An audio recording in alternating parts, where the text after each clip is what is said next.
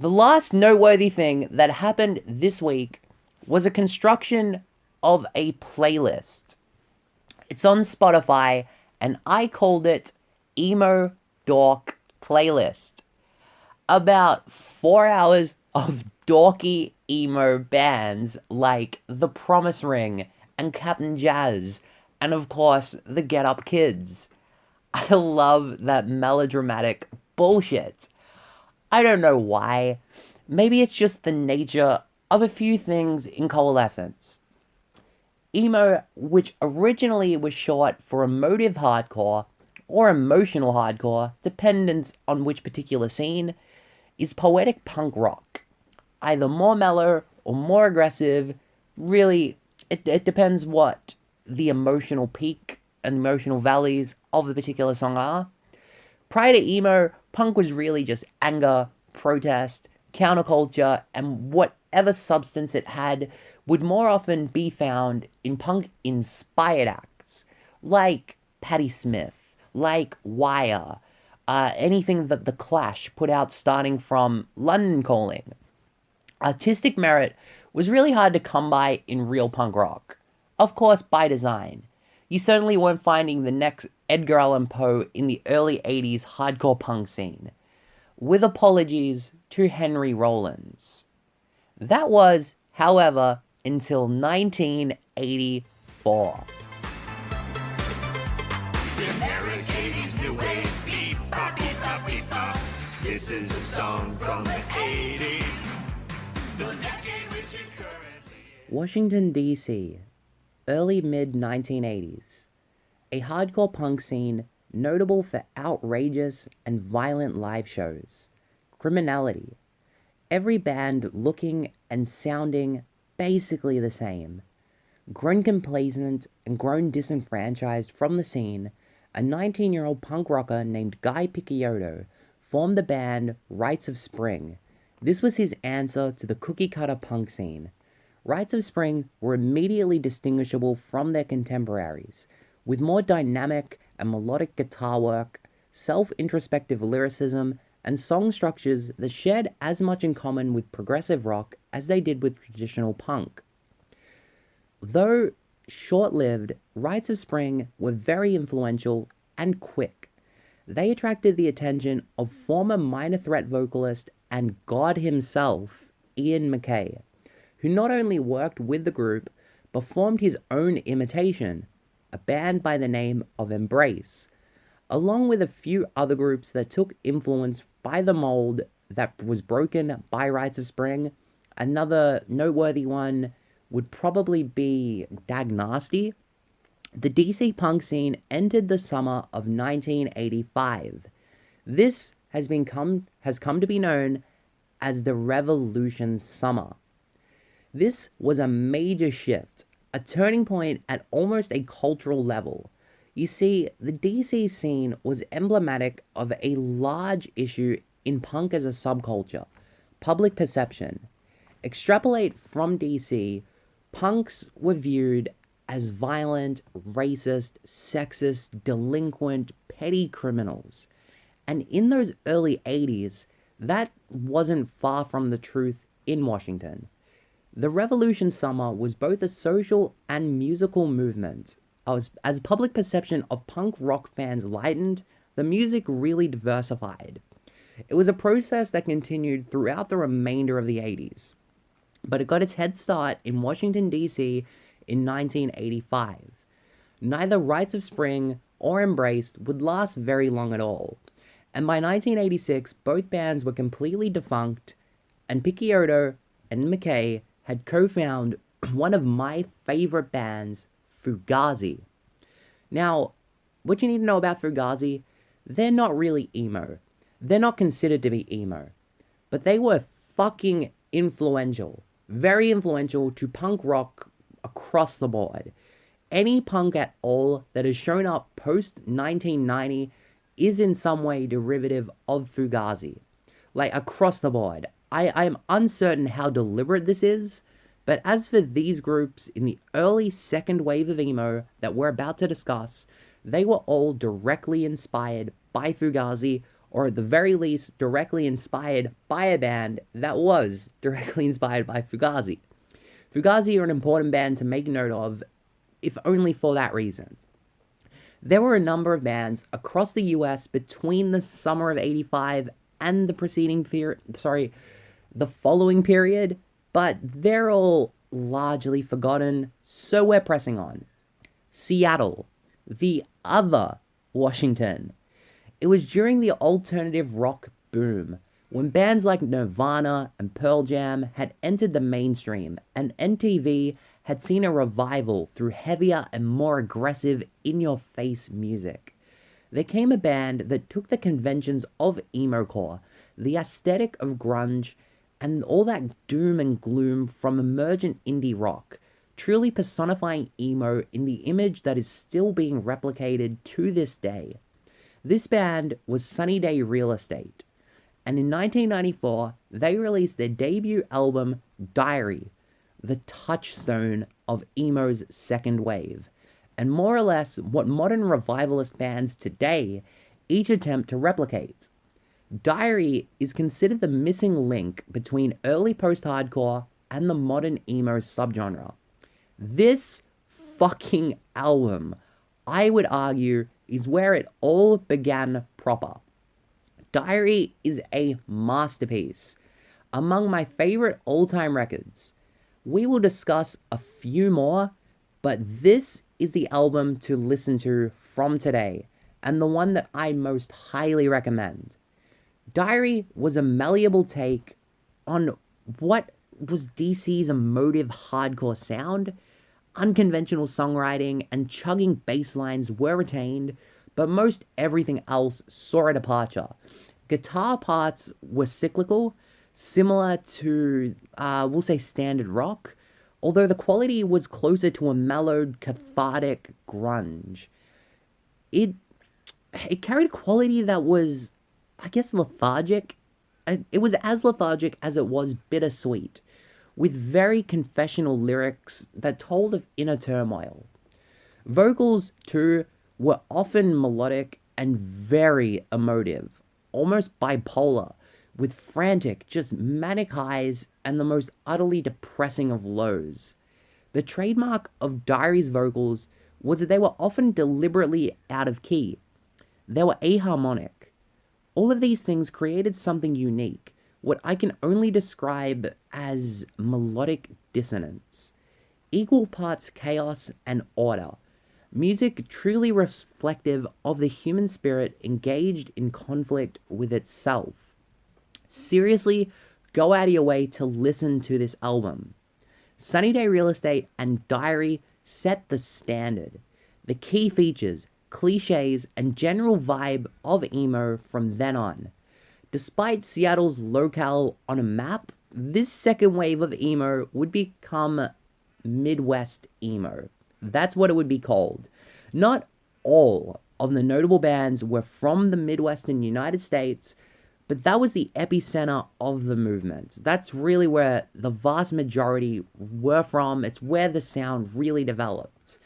If I had to choose, I'm not going to, but if I were forced, someone pressed a gun to my head and made me choose my favorite subgenre of music, right? Like, the guns to my head, like, you tell me your favorite subgenre of music or I'm gonna blow your brains out. It would probably be Midwest Emo. At the very least, it's my favorite time/place in music. Emo evolved further, but this is where we're staying for the day. At Midwest Emo. Let's look at a few more noteworthy records, shall we? 1995. Exact date unknown. Chicago-based emo band Captain Jazz released their one and only album, the Schmappen Schmaz LP. A fan-given name. Its full title, Burritos, Inspiration Point, Fork Balloon Sports, Cards in the Spokes, Automatic Biographies, Kites, Kung Fu, Trophies, Banana Peels we've slipped on, and Eggshells we've tippy-toed over. So, yeah, Schmappen Schmaz. This album was and even more so today, is a cult hit. One of those majorly influential pieces that only came to light as majorly influential with the benefit of hindsight. Kind of like how 18 Visions basically created deathcore, then they basically created metalcore, then unfortunately they basically created Mansoncore, but nobody noticed for like 15 plus years, like that kind of situation. Schmap and Schmaz took what Sunny Day Real Estate had created and connected it back to hardcore punk.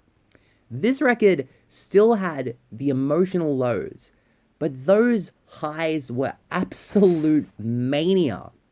Taking influence from the Pixies, we have very quick shifts between the two here.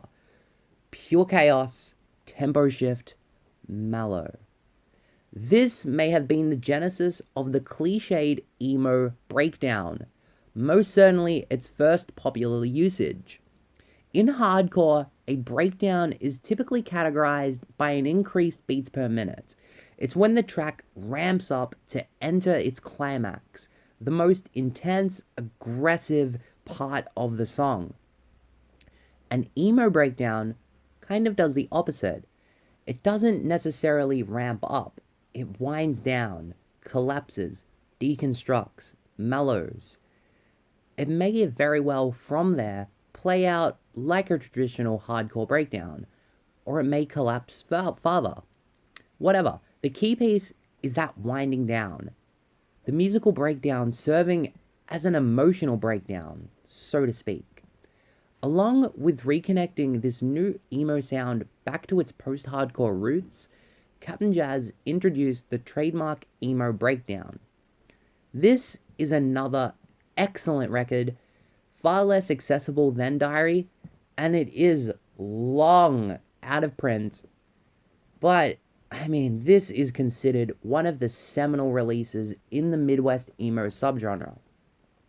In 1996, there was Christie Front Drive and their self-titled LP, which is sometimes referred to as Stereo. I often refer to this album as Stereo. This one is melancholic as all hell. Very passionate vocal delivery, atop almost math-inspired instrumentation. It creates a very cold and lonely ambiance. Sad, lovelorn, cathartic music that the casual listener just might appreciate.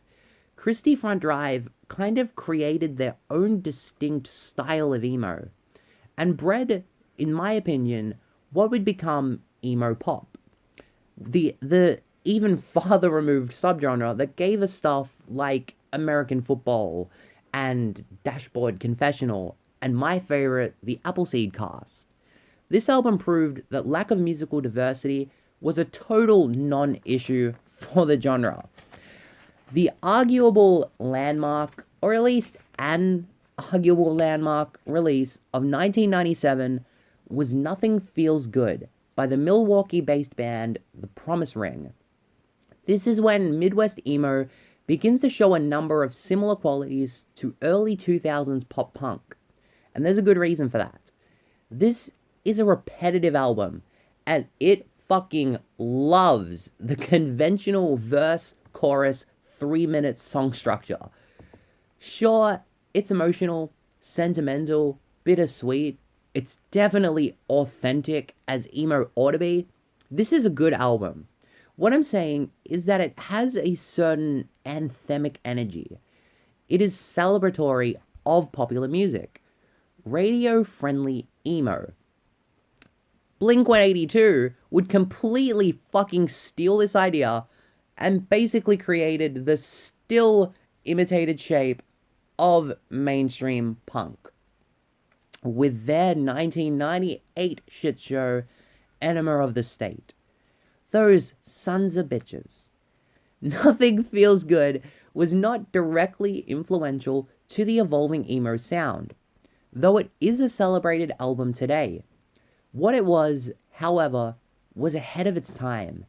It's an album from 1997 that sounds more like a contemporary to bands like Mayday Parade or even early Taking Back Sunday. It's really good shit. The really influential album from 97 was, though, the Get Up Kids with their debut LP, 4-Minute Mile. Take everything, absolutely everything that I just said about Nothing Feels Good and reapply it to four overly sensitive freshman year dorks. And all of their girlfriends just left them. Maybe these guys are also in the chess club, play a bit of D&D, you know? The Get Up Kids was maybe the new personification of emo. I guess they're about what it is today. Sans the fringe and the whole morbid. The modern idea of morbid as explicitly depressive, that wasn't a thing just yet, but that high school dork from the suburbs became synonymous with emo upon the release of this record. Hugely influential. This is the favorite album of Fall Out Boy guy. I forget his name. The side fringe guy with the black fucking eyeshadow. He always looked fucking ridiculous. Pete Wentz. It's that man's favorite album. Why he claims to have pursued music. The Farrow brothers, who are in Paramore, they also cite this album slash band as an influence, and you can really hear that on All We Know. I'm sure that Hayley Williams also really likes this band. Recently, Ring of Honor's Matt Taven, former Ring of Honor world champion, told me that the Get Up Kids are his favorite band. Like myself, though, Taven's favorite Get Up Kids album is the 1999 follow-up to this, Something to Write Home About, which itself was also a pretty big deal. Speaking of 1999, that year, an Arizona-based band quietly released what was their third album. This band, Jimmy Eat World, now a very, very popular group. They got a taste of the mainstream. They got a taste of the mainstream with the release of this album, Clarity. This is definitely my personal favorite from Jimmy Eat World. I think that this is a fucking masterpiece. However, that's not what I'll be discussing. In 2001, they released their follow-up to this, their fourth album, entitled Bleed American. In particular, the single, The Middle, which received significant airplay at a mainstream level internationally. You could turn on the radio in Australia, any channel basically, apart from the ones that specifically play old stuff, I suppose, or talkback, whatever. Just turn on your FM radio, probably hear the song a couple of times throughout the day, right? This was emo's commercial peak, right? At the time, this was emo's commercial peak. It thrust the term into the zeitgeist, where, as all things do, it inevitably was bastardized. Ironically, however, The Middle was the antithesis of emo lyrically. It was about swallowing pride and not becoming overly emotional about petty things, because it'll all work itself out in the end. It's a message that I can surely get behind, but at the same time, I mean, what the fuck? So then, where from comes this weird idea of the depressive emo, the sad boy? Maybe from here. My Chemical Romance. This part of the story ends in 2002, when the story of My Chemical Romance is yet to begin. Midwest emo died as emo was repersonified yet again upon the release of 3 Cheers for Sweet Revenge in 2004. Cliff Notes version of that story, but whatever. That was MCR's second album. I want to give mention, however, to their first album, 2002's I Brought You My Bullets, You Brought Me Your Love. Before cycling back This is the last that I'll be talking about briefly today. This, in my opinion, was the end of Midwest Emo, the end of the full second wave of emo. This was the last major release in that genre. It's basically, I would say, Get Up Kids meets Captain Jazz, but with a certain raw quality to it, an authenticity that bleeds through the speakers. It is an inspired record in a way very similar to Sunny Day Real Estate's Diary was 8 years prior. It takes what was pre-established and with it kind of reveals something new. Just as Diary was the same yet different to the DC bands that inspired it, MCR took what had been done by other bands discussed today and created I Give You My Bullets. The same, yet completely different. It is the missing link between the Midwest sound and what came after.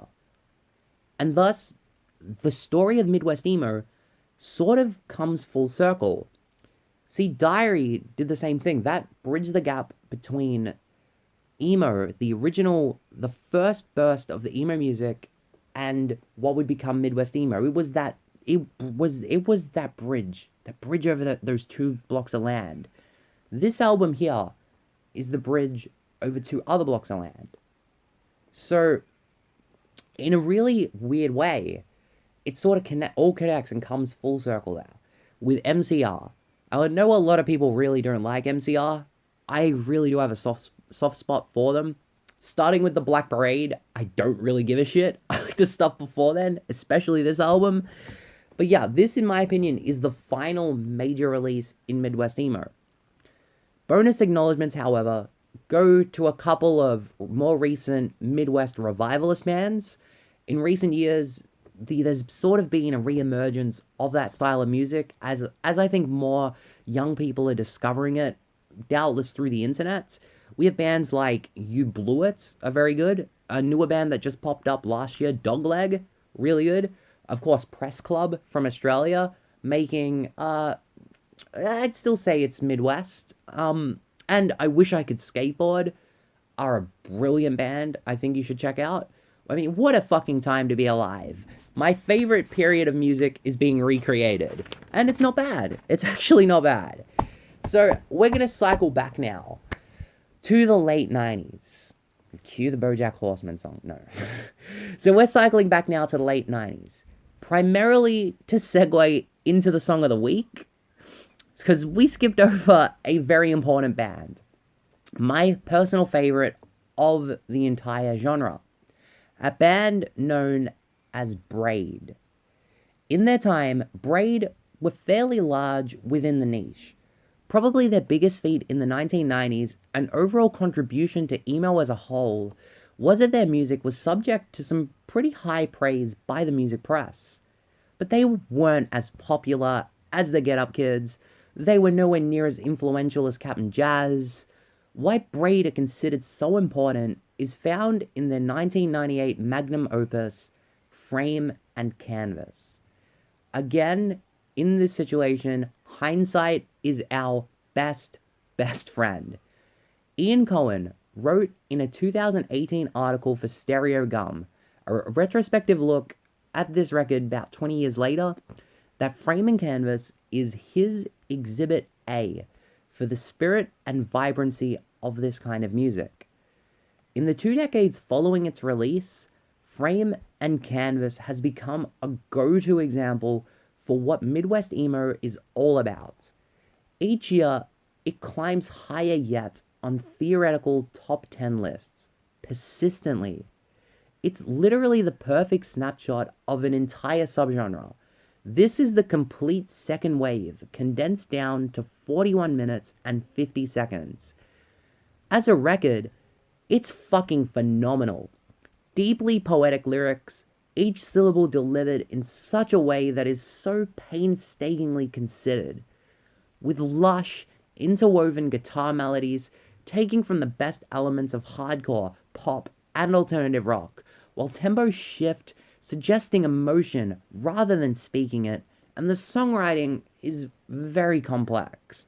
uncommon time signatures aplenty, with several instances being polyrhythmic.